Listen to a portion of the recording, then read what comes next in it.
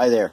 So today I'm working on finishing up some classic spoons. I have 3 of them I need to sand, and this one I'm almost done with. You can see it's nice and smooth. It's coming along really nice.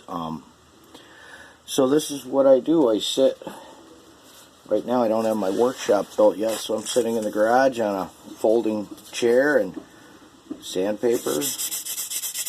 And I sand everything up nice and cover everything with sawdust, like the phone and pretty much everything. But it's an important process in really making the spoons get a nice luster. Right now I'm sanding with a 320 grit. I have already went through, I started today with a 50, went to a 60, and now I'm down to a lighter grit. Usually I'll pop a 100 or a 200 in there. In fact, I have a spot here I need to get out, so I'll drop one of those and rip a piece off and get that out of there.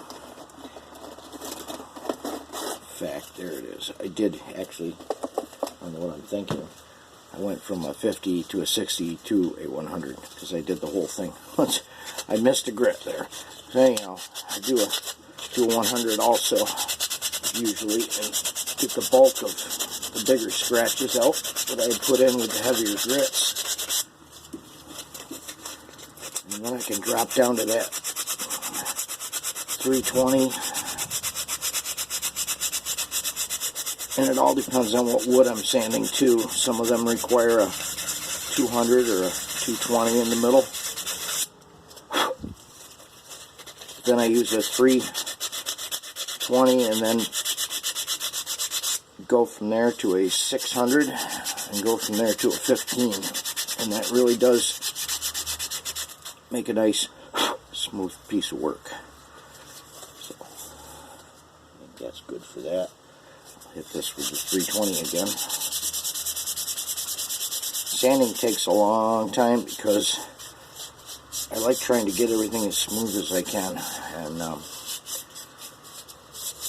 it's basically one of the last steps in the process, so I'm going to make sure it helps really make the product look nice.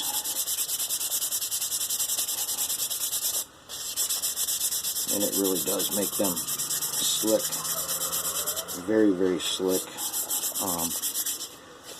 They're so smooth sometimes that if I hang on to the bowl, if I don't hang on to it up near the shoulder, it'll literally squirt out of my hand because it's so smooth. I hit it with the 320 and get it to where I can feel it and make sure that it's really nice and smooth.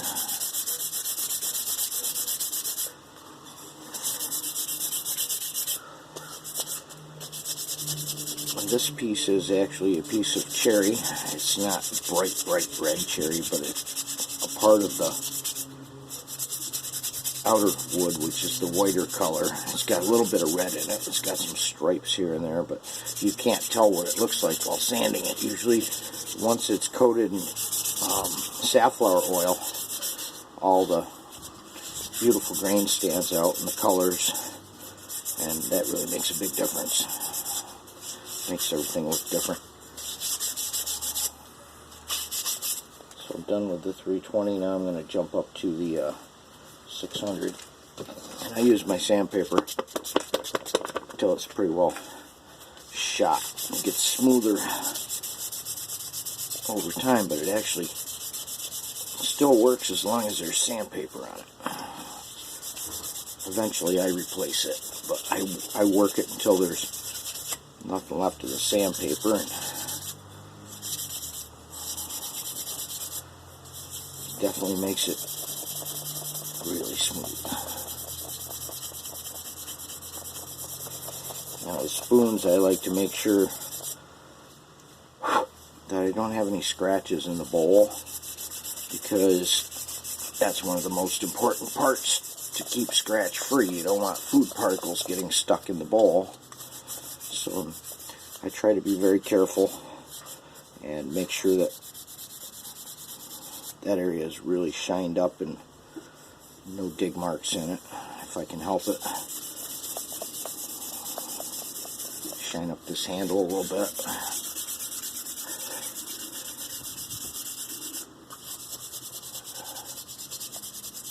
Now, I don't have many names for my spoons, but this is a classic spoon, this style. It's considered a classic spoon. Of course, Michelle named it, so it might have another name. Maybe somebody else has one out there like it, but something I drew up the size for. And it has an ample bowl on it. I mean, you can see compared to the size of my hand, that's a pretty good sized bowl. It's not real deep, but it's not real shallow either. Big enough to use as a serving spoon. Can have many uses actually, but shine her up with this 1500 really good. All that does is make it feel like glass. We had a good rainy night last night here. We needed it. We were out of rain. We haven't had rain in a long time. It was nice. That'll help the garden.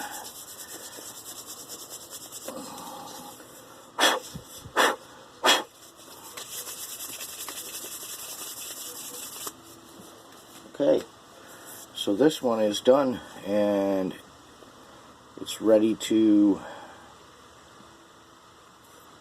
put some safflower oil on, and it's going to be a nice usable spoon.